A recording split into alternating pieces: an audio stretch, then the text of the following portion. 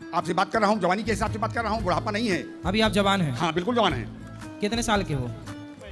साल आधार आधार देख लीजिए। नहीं आधार नहीं, ऐसी बताओ। नहीं 45 साल के हैं। 45 साल। हाँ। उसमें रहने लायक भी नहीं हूँ वृद्धाश्रम में। और आपका लड़का कितना उम्र का? बात है, वहाँ से मैंने कहा मैं 100 साल का मालूम पड़ रहा हूँ, लेकिन मेरा आपकी लड़का कितने साल का है आपका? लड़का तो अभी 25 साल का है। और लड़की बड़ी वाली? बड़ी वाली वो भी 30 साल की। 30 साल की? हाँ बड़ी वाली 30 साल की लड़की है। हाँ। और आप अभी 45 साल के हो, तो जब आप 15 साल के थे तब लड़की हो गई थी? बिल्कुल। इसमें तो क्या अंतर होता है? ये कोई एक मतलब हंसी की नहीं तो आपकी शादी कब हुई थी? शादी जब आप कितने साल के थे तब शादी हुई? 15 साल के थे। तो शादी होते ही बच्चा हो गया? ये हम क्या जाने, ये तो प्रभु की देन है, ये मैं क्या जानूं। यही तो आप प्रश्न कर रहा हूँ, लेकिन जो मैं बता रहा हूँ आयु तो हमारी आप देखते ही हैं। आपकी आयु हमें नहीं समझ में आ रही है। नहीं समझ में नहीं आएगी। कितनी है आपकी? है? कितनी है क्या आयु? आयु 84 है। आपकी? आप ही कह रहे थे 45 है। नहीं आप कह रहे 84 है। 1941 जन्म थी हमारी है। अपनी पत्नी से नहीं मिले 16 साल से? नहीं मिले हैं, त्याग दिया, हर चीज को त्याग दिया मैंने। पत्नी त्याग दी? सारी चीज त्याग दिया है। काहे पत्नी त्याग दी? क्या करेंगे बच्चे पत्नी को लेकर के, क्या करेंगे क्या? पत्नी आपको कह रही होंगी आ लौट के आजा मेरे मीत, तुझे तेरी डोकरी पुकारे है। हाँ बुला रही है, जाओ 16 साल बाद जाओ मिलो।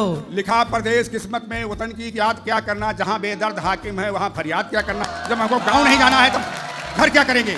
अब अपने बच्चों की सेवा करें, वो हमसे क्या जरूरत है? अच्छा मतलब पत्नी आप दोनों की लड़ाई हो गई और आप भाग नहीं गए? लड़ाई नहीं है, लड़ाई जरा सी भी नहीं है, कुछ भी नहीं है। प्यार है कि नहीं? हाँ प्यार है। तो काहे नहीं जा रहे हो घर? नहीं जा रहे हैं। अब जब हम दूर हैं तो गाँव नहीं जाते हैं तो मतलब तो याद आती है, याद याद याद बस याद रह जाती है। बस याद रह जाते हैं। अब करो याद, क्या है मेरे याद? मैं अपनी बच्ची का विवाह तो करना चाहती हूँ पर कन्यादान नहीं, क्योंकि मैं इतनी वो नहीं, मैं अपने बच्चे को अपने प्राणों से प्यारा जो समझती हूँ उसका दान कैसे कर सकती हूँ? तो आपकी बहू है? नहीं। तो कन्यादान जब नहीं करेगी उसकी माँ, तो आपकी बहू कैसे बनेगी? तो मैं विवाह करना चाहती हूँ, विवाह करा के भेजना चाहती हूँ, पर दान में नहीं देना चाहती। कोई वस्तु थोड़ी है मेरी बच्ची जो जिसको मैं दान में दे दूँ। तो जनक जी से ज्यादा होशियार आप हैं। जनक जी ने तो किया था कन्यादान, उनसे ज्यादा समझदार आप हैं मतलब? नहीं अब नहीं आप बताइए, जनक जी ने फिर बेटी सीता का कन्यादान क्यों किया? मतलब वो आपके जैसे समझदार नहीं थे? अब मेरा मार्गदर्शन आप मतलब करें। कौशल्या के पिता कौशल नरेश समझदार नहीं थे, जिन्होंने अपनी कौशल्या नाम की बेटी का दान दशरथ जी को कर दिया। राम की माँ कौशल्या का भी तो कन्यादान हुआ है। वो तो महान थे, मैं इतनी महान नहीं हूँ ना, मुझे अपने बच्चे का दान में नहीं दे सकती। आपके पिताजी कोई वस्तु नहीं है ना बच्ची। आपके पिताजी ने आपका कन्यादान किया कि नहीं? जी किया था। तो आपके पिताजी मूर्ख थे मतलब?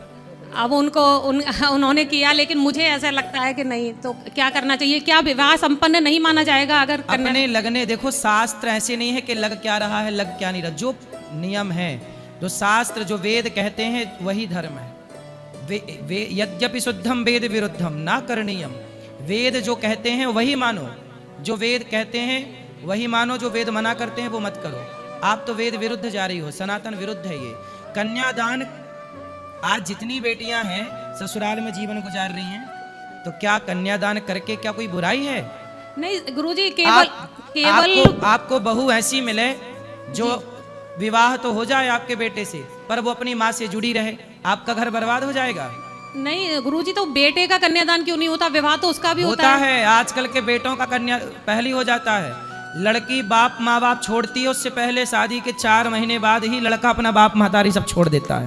वो कहते हैं लोग, कहते हैं कि बेटियां पराई होती हैं। बेटियां आजकल नहीं पराई होती, आजकल बेटियां अपने माँ बाप से कनेक्ट रहती हैं।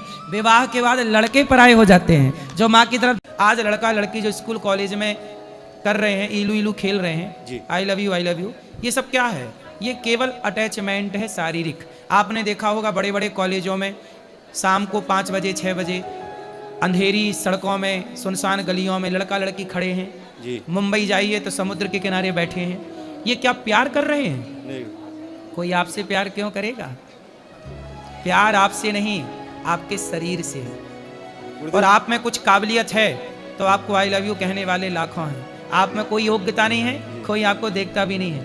इसी भारत में कितने लड़के हैं जो 40-40 साल के हो गए, शादी तक नहीं हो रही है, उन्हें तो कोई आई लव यू नहीं बोल रहा है, क्योंकि उनमें काबिलियत नहीं है। आप में कुछ टैलेंट है, गुण है, पैसा है। हमारे घर में लड़ाई झगड़ा होता है। किससे?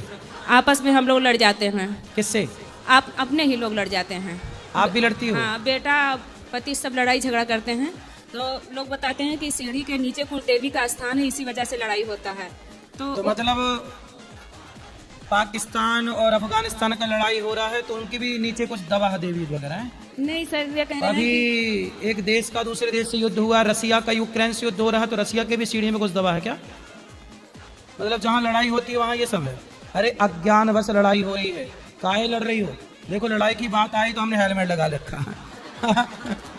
कि सीढ़ी के नीचे कुल देवी हैं तो उनको अलग स्थान दे सकते हैं। पहले तो ये प्रश्न है कि सीढ़ी के नीचे वो आए कैसे कुल देवता? हमारे ससुर और सास ये लोग कर गए थे उनको सीढ़ी के नीचे? सीढ़ी के नीचे, उसी पे चढ़ा जाता है, उसी के नीचे कर गए सास हैं। ससुर क्यों? वे मतलब चले गए, अब नहीं है वे। तो वो मतलब